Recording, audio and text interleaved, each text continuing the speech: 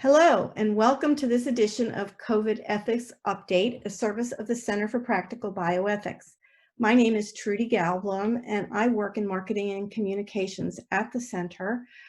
Our topic today is about how Cerner Corporation, one of the world's largest healthcare and information technology companies, is responding to COVID-19.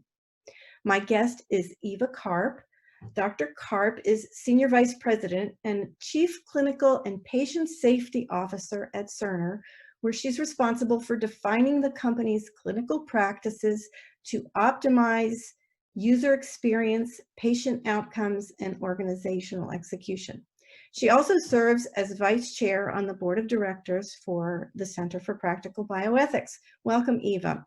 And I believe you're also basically in charge of Cerner's overall response to the COVID pandemic. So I wonder if you would just start off by telling us a little bit about what that involves and along with your primary responsibilities.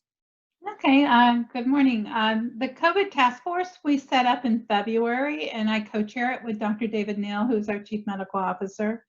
And we brought in business unit owners, those with legal expertise, HR and employee law, facilities, and HR aspects of our company so that we could coordinate a response to ensure that we kept our associates, our community, and our clients safe.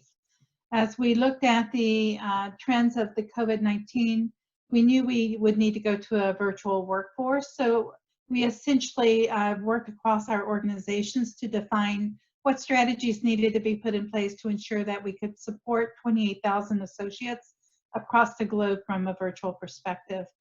Our CIO and his team, Bill Graff, and his team set up the infrastructure with Teams and all of our supporting tools so we could do a virtual workforce effectively. In about 4 days, we went from to a virtual across the globe perspective. And the goal was to keep our associates safe and ensure that we didn't spread any COVID-19 across any of our associates or our community. And I assume you've been successful with that so far? It has been a smooth transition. We're now doing a reentry strategy. And based on the fact that there's no immunization as of yet for COVID-19, we're maintaining our facilities that allow for physical distancing of 6 feet. So that will mean that we're only going to bring 50% of the associates back into the physical locations so that we can support 6 foot of distance between each desk. Right. Well, as a health information company, what do you see as the most essential ethical concerns related to COVID-19? Getting care. I am very worried about emotional well-being and physical well-being. So you'll see a lot of areas where associates or people in general may have symptoms but may not get tested. And may not get tested based on their genetics or the way they look, potentially. So I do worry about, are we, as every person in the United States, getting the care and treatment that they need, the screening that they need, and are we paying attention to them when they are recovering at home or potentially have symptoms at home and not notifying anyone? So does Cerner have a role in dealing with some of that? Well, we provide solutions that allow for monitoring and screening of people and their care environment. Even our Cerner clinic has gone to a virtual work environment, and we've been doing telehealth to screen. When we look for our associates and how they're doing, and if they've been exposed to COVID, we do monitor and check in on them to ensure that they are progressing and they're not getting ill at home. And we support our clients in that same infrastructure on how do they provide care and screening and documenting where they have problems. Yeah. We also, from a Cerner perspective, have worked with our clients that are having surges and setting up new beds and new solutions to support their care of those surges at no cost to the clients. Yeah, that was kind of my question. How can Cerner be a leader in addressing the need to share pandemic-related health information broadly and quickly among multiple providers and clinicians as well as public health officials? What are some of the issues related to that? Well, we're working directly with the CDC on the analytics and monitoring, not only where is their COVID-19 positive test, but where have they been screened and where they not been screened. And that work is going on with our intelligence team with the CDC directly. We also provide data of looking at trends, especially in the county area. So we've did a COVID-19 screening for regional areas, looking at counties and where screening and conditions or positive tests are showing up, so we could see where the trends are, and we can do that across the globe. What are the challenges here? What's top of mind for Cerner in terms of the challenges? Well, the challenges is where we are a critical infrastructure for many of our clients to support their care delivery teams. Our software and technology supports their care providers. And as COVID-19 has come up, they've not been able to really engage as much as we have historically engaged with them. So our challenges are getting new software into their environments where they've been on a delay while they've been treating COVID patients. And how do we re-engage with them? And how do we stay connected in a meaningful way, but help progress what they're needing to do? We have found that we've been able to connect with them virtually pretty effectively. We've even had clients that were able to convert their implementations into a live environment from a virtual perspective. We've not done that before, but we have found ways to iterate and provide support for our clients as we go. As they are transitioning from a more active COVID status, we will need to help them get back on track on some of their initiatives that they had underway that got put on hold. And that will entail how do we support them with the risk of COVID-19 still in mind from a traveling associate perspective, from region to region, and how do we support that? Yeah. Are there any specific stories or cases, situations that have arisen that you feel like exemplifies Cerner's work in the midst of this pandemic?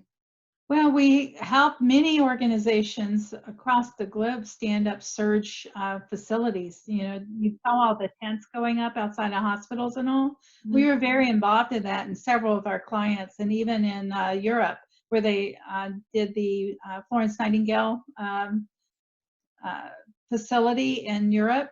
We were involved in that. So the surge criteria and setting up those hospitals out of nowhere, applying more beds, putting in the technology that allows for monitoring of that, we were very instrumental. We've also, from a telehealth, telemedicine perspective, it's increased in adoption because of COVID-19.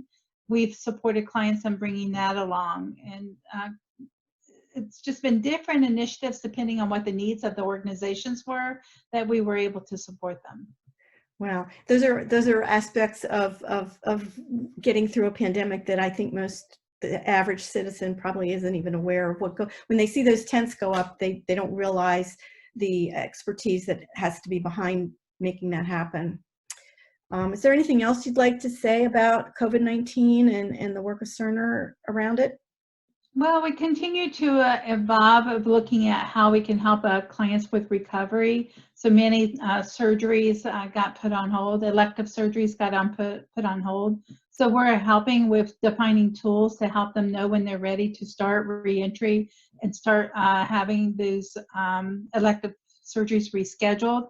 The opportunity is going to be a challenge on when people feel comfortable with going back into a hospital. But as we help our organizations that are supporting these patients in their care, we are there to help continue to support them so they can get back into regular operations, and everything we can do to help them get back to regular operations from a health IT perspective, we will be there. My biggest concern continues to be with associate safety and the safety of our community. So keeping our associates safe and providing environments that they're able to do physical distancing and still connect and emotionally connect as well. Because as you know, some people are into extroverts and really want to be around people. Some people are introverts and perfectly happy working from their home, but we need to support both of those perspectives. So those that need to be back in a physical location based on their home dynamics or what's going on, we will provide ways to incrementally bring them back into a physical location. Just curious, how many employees are we talking about? For bringing them back in? No, just in the Cerner globally, you know. Cerner has 28,000 associates, Yeah. and about 14,000 of them, I think, are in this region itself. Yeah. But they're everywhere. And it's interesting on the COVID-19 because what's happening in Australia is very different than what's happening in the US. What's happening in India is very different than what's happening in the US. So as a task force, we're looking across the globe and helping with those reentry strategies based on what's happening in the region and based on local guidelines or government guidelines for that region, which makes it very interesting and an opportunity. Right. Wow. Oh, I'm impressed. Well, thank you, Dr. Karp. You've raised some really interesting thoughts and questions and insights. And I want to thank everyone else who's joined us on COVID Ethics Update.